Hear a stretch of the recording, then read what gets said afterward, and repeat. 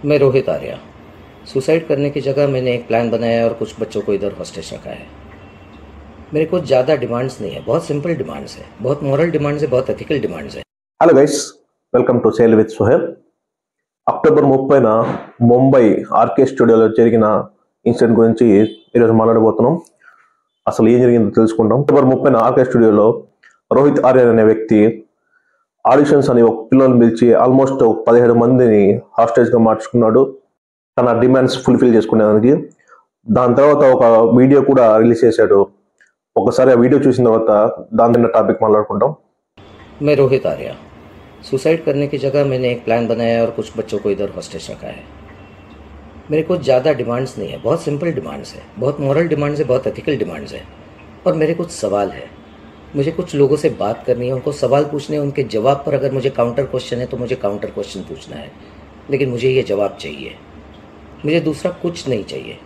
ना मैं टेररिस्ट हूँ, ना मेरी बहुत बड़ी पैसों की डिमांड है, कुछ भी पैसों की डिमांड तो है ही नहीं, इमोरल तो बिल्कुल भी नहीं है। सिंपल कॉन्वर्सेशंस करने हैं और जिसके लिए मैं इन बच्चों को हॉस्टेज लिया है। ये मैंने एक प्लान के तहत ही हॉस्टेज लिया है। लेट्स चेंज 4 मैं सच में करने वाला हूँ। अगर ज़िंदा रहा तो मैं करूँगा, अगर मैं मर गया तो कोई और करेगा, लेकिन होगा ज़रूर। इन्हीं बच्चों के साथ होगा अगर इनको हार्म नहीं होता है तो। Because the slightest wrong move from your end will trigger me कि मैं ये पूरा जगह को आग लगा दूँ और उसमें मर जाऊँ।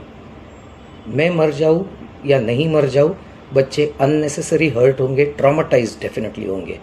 उसके ऊपर कुछ होगा तो मुझे पता नहीं।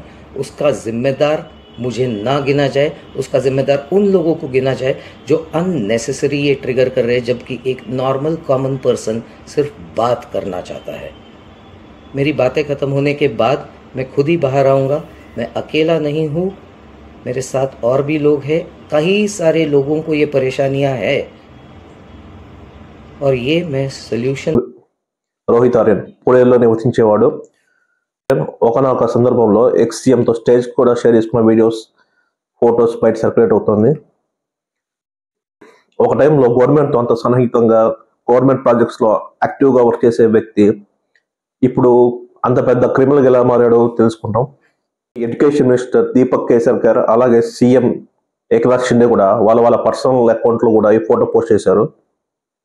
రోహిత్ ఆర్యన్ ఒక ఎలిగేషన్స్, ముఖ్యంగా తను వర్క్ చేసే టెండర్స్కి అమౌంట్ పేమెంట్ ఇవ్వకుండా తను చేసే ప్రాజెక్ట్స్ మనీ హోల్డ్లో ఉందని చాలాసార్లు రోహిత్ ఆర్యన్ గవర్నమెంట్ అఫీషియల్స్తో కూడా మాట్లాడాడు. అలాగే రోడ్ మీద స్ట్రైక్స్ కూడా చేశాడు.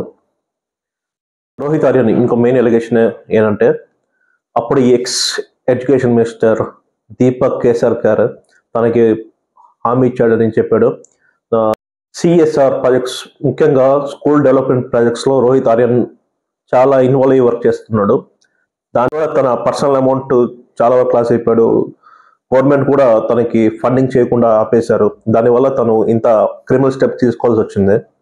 Actually X education minister Deepak Kesarkar ఇంటర్వ్యూలో రోహిత్ ఆర్యన్ అనే వ్యక్తి చాలా బాగా తెలుసు, కానీ తన పిల్లల దగ్గర ఎక్స్ట్రా అమౌంట్ చార్జ్ చేస్తున్నాడని తెలిసి తన అమౌంట్ అంతా హోల్డ్ చేసామన్నట్టు కూడా చెప్పాడు.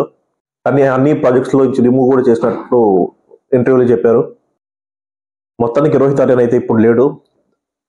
పిల్లల్ని రెస్క్యూ చేసే ఆపరేషన్లో కమాండర్స్ ద్వారా ఫైరింగ్ జరిగింది. ఆ ఫైరింగ్లో రోహిత్ ఆర్యన్ గాయపడ్డాడు. తను చనిపోతూ కరప్షన్ గురించి ఒక మిర్రర్ లాగా చూపించాడు. తను ఎంచుకున్న డెసిషన్ అయితే చాలా రాంగ్. మేబీ తను కోర్ట్స్ని కాంటాక్ట్ అయ్యొచ్చు. మన జ్యుడిషియరీ సిస్టమ్ చాలా బాగుంది, చాలా యాక్టివ్గా ప్రతి కేసు సాల్వ్ చేస్తుంది. కాబట్టి మ్యాక్సిమం ఖచ్చితంగా కోర్టుకి వెళ్ళి ఉంటే ఖచ్చితంగా న్యాయం జరిగి ఉండొచ్చు. మేబీ 1 or 2 years ఉండొచ్చు, కానీ ఖచ్చితంగా న్యాయం అయితే జరిగి ఉంటుంది.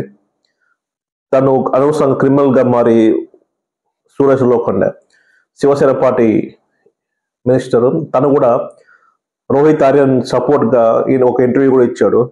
26 days తను రోడ్డు మీద స్ట్రైక్స్ కూడా చేసినట్టు చెప్పాడు. అప్పుడు ఎడ్యుకేషన్ మినిస్టర్ దీపక్ కేసర్కర్ తనకి హామీ ఇచ్చి ఆ స్ట్రైక్ని రద్దు చేసినట్టు మనకు తెలిసిందే. प्रोजेक्टर था उसका, मेरी शाला सुंदर शाला, तो 2024 में अगस्त में उनका वो प्रोजेक्ट रन हुआ था, मगर उनका कोई मुआवजा मिला नहीं था। दीपक केसरकर जो शालेय शिक्षण मंत्री थे, वो सिर्फ उनको आश्वासन दे रहे थे, मैं आपको सब एक करके दूंगा, मगर वो नहीं किया, इसलिए वो नैराश्यमय हो गए। और उसके वजह से उन्होंने आज जो गलत तरीका चुना है, और उसकी वजह से पूरे महाराष्ट्र को आज किधर तो कुछ तो सहन करना पड़ा है।